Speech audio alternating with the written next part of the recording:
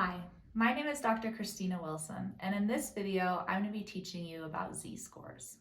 A z-score represents the deviation of a particular measurement from the mean of measurements. It's helpful to think about z-scores as just another unit of measurement. For example, if we were measuring time, we could express time in seconds, minutes, hours, or days. And if we were measuring distance, we could express in terms of inches, feet, meters, and so on. In the same way that we have to do a little math to convert data from one unit of measurement to another, seconds to minutes or inches to feet, when we compute z-scores, we're converting our existing data into a new unit of measurement, but the thing we are measuring remains unchanged. So why do this? Why convert to a z-score? Well, z-scores are sometimes called standard scores because they provide a standard of comparison of our measurements. In this sense, you can think of a z-score as a sort of common currency, a way of comparing measurements from different sources. Z-scores also allow us to make predictions about the likelihood or probability of a measurement occurring. To understand how z-scores accomplish this, we first need to cover a few critical underlying concepts. The first important concept to understand is that any continuous variable can be converted into a z-score. Continuous variables are those that are represented as a scale, where equal intervals on the scale represent equal differences in the property being measured. For example, unemployment rates, or weight, or your score on some measure of anxiety. Continuous variables can be further subdivided as being on an interval or ratio scale, but for the purposes of talking about z-scores, this distinction isn't important. The main point is that we must use continuous and not categorical data. Unlike continuous scale-based variables, categorical variables represent distinct entities. For example, types of pets, types of vehicles, and binary responses like yes or no. The second important concept to understand is that z-scores help us to understand the distribution of measurements on a continuous variable. Simply put, this is how many times a particular measurement occurs in a sample. So continuing with our unemployment rate example, a single measurement might be the unemployment rate in our state, Oregon, which in January 2022 was 4.3%. But if I want to understand how Oregon's unemployment rate relates to the rest of the Western United States, then I need to look at the distribution of unemployment rates in these other states. This type of plot, where frequency is on the y-axis and the continuous variable of interest is on the x-axis, is known as a histogram. Another way to think about frequency distributions is not in terms of how often measurements actually occurred, but how likely it is that a measurement would occur, that is, the probability. Looking at this distribution of unemployment rates, imagine someone asked you, how likely is it that a state has an unemployment rate below 5%? You might respond, pretty likely, since a good chunk of the rates, 8 out of 11, are below 5%. Therefore, based on the frequency of different measurements, we can use this information to estimate the probability a measurement will occur. Now, frequency distributions come in many shapes and sizes, but a very common shape is what is referred to as a normal distribution.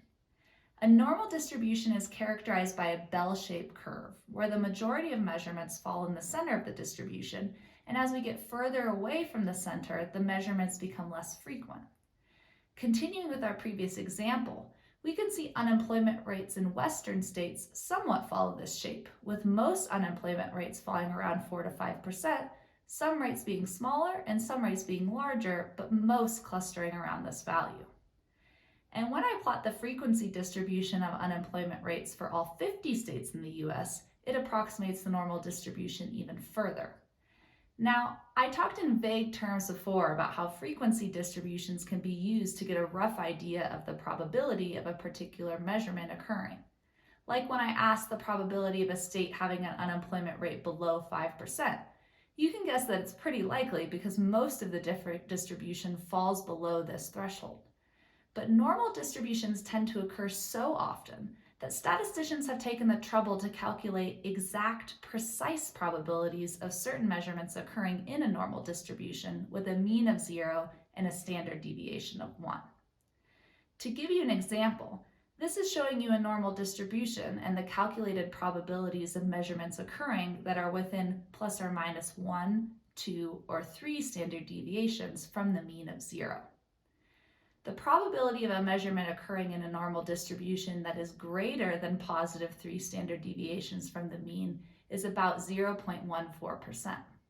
The probability of a measurement occurring that is within plus or minus 1 standard deviation is 68.26%. And the probability of a measurement occurring that is less than negative 1 standard deviations from the mean is 15.87%. Anytime we have any data that are shaped like a normal distribution, then if the mean is 0 and the standard deviation is 1, then we can use these probabilities to say how likely a measurement is to occur.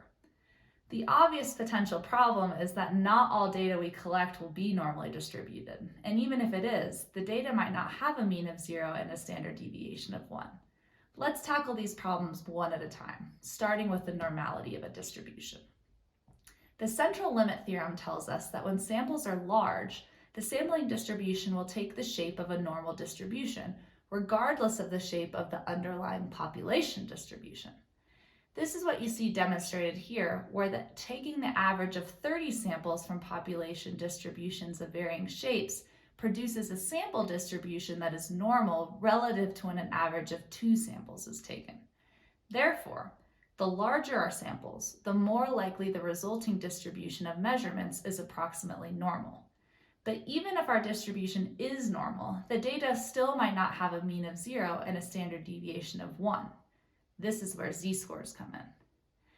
Recall that z-scores are a unit of measurement, representing distance from the mean. To be more precise, when we convert a continuous variable to a z-score, we are converting the data into the distribution with a mean of 0 and a standard deviation of 1. Because we can take any normally distributed data and convert the distribution of measurements into z-scores that allow us to compare distributions with means and standard deviations of different scales. So for example, if I wanted to look at a different economic indicator in addition to unemployment, say gross domestic product, I can convert both variables into z-scores, which would then provide a standard way of comparing how Oregon's economy fares relative to the rest of the states. And as we just saw, once a distribution is converted to z-scores with a mean of 0 and a standard deviation of 1, we can make use of statisticians' previous efforts to calculate the precise probability of a certain measurement occurring in the distribution. Let's look at a concrete example using data from the U.S. Department of Education on college costs. If you're interested, this data is open source and can be accessed using the QR code, which will take you to the College Scoreboard site to download the data and the relevant documentation. I'm going to be using the data to look at how the cost of attendance at Western Oregon University compares to other colleges and universities in the U.S. with the same Carnegie classification. There are 157 such schools. Here you see a frequency distribution of the average annual total cost of attending these 150 schools with a normal distribution overlaid.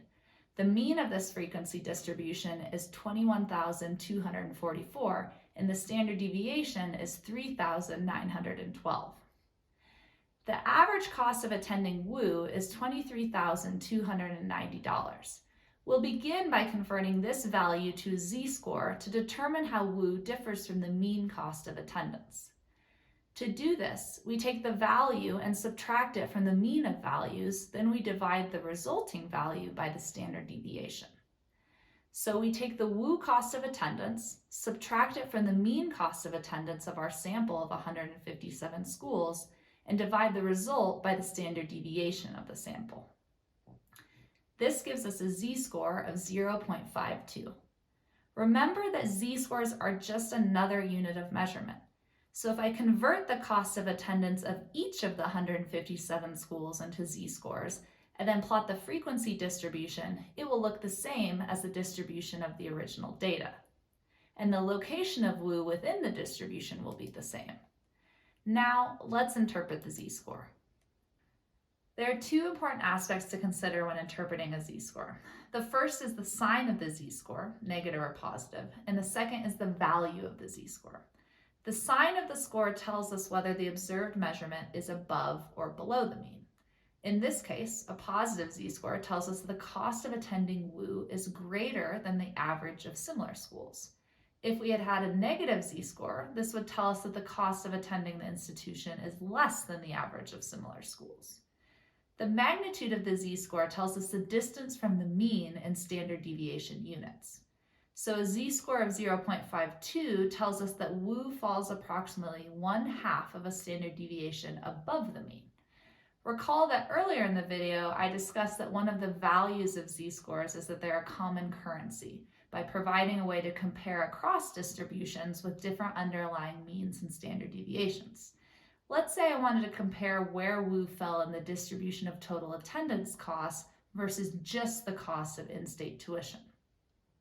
Here you see a frequency distribution of the annual in-state tuition and fees for the same 157 schools.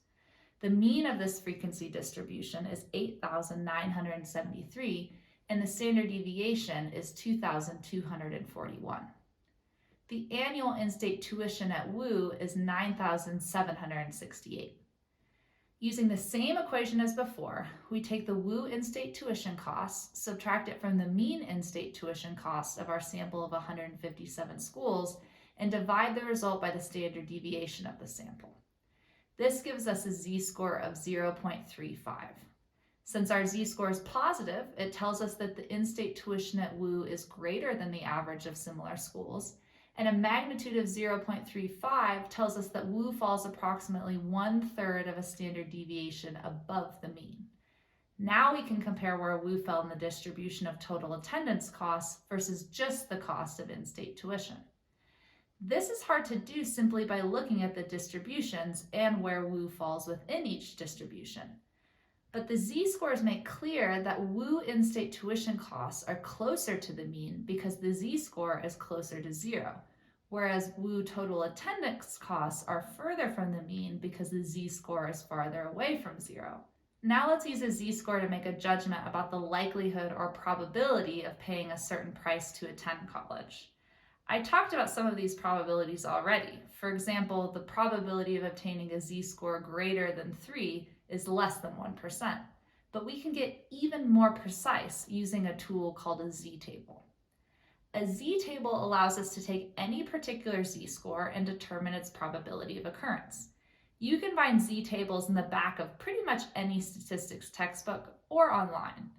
They can be formatted in different ways, but a typical formatting is what I'm showing you here, where the x and y coordinates corresponding to the z-score are used to identify the probability of finding a particular score. Note that the values in this table reflect the shaded area in the curve, or the probability of finding a z-score smaller than the observed score. Using our z-score of 0.52, corresponding to Wu's relative total cost of attendance, we can ask the question, what is the probability of paying less than I do at Wu to attend a school with the same Carnegie classification? The z-table tells us that the probability of paying less is 0.6985, or 69.85%. If we want to know the probability of paying more than I do at Wu, I simply take the inverse, which is 0.3015, or a 30% chance of paying more. I can also use z-tables to determine the probability of finding a score between 2 points. Let's say I want to know the probability of paying less than I do at Wu, but more than I would pay at a different West Coast school with a z-score of negative 0.75. The probability of paying more than a school with a z-score of negative 0.75 is 0.2266, or 22%. I simply need to subtract from this the probability of paying less than I do at Wu, and this difference is the probability of paying a price in between these two schools, 0.4719, or a 47% chance. So to review, in this video, you learned how to define a z-score and identify the constraints on its use, to understand the properties of a normal distribution and how it can be used to determine the probability of a score occurring, how to calculate a z-score, and how to interpret that z-score using a z-table. I'm Dr. Cristina Wilson. Thank you for watching.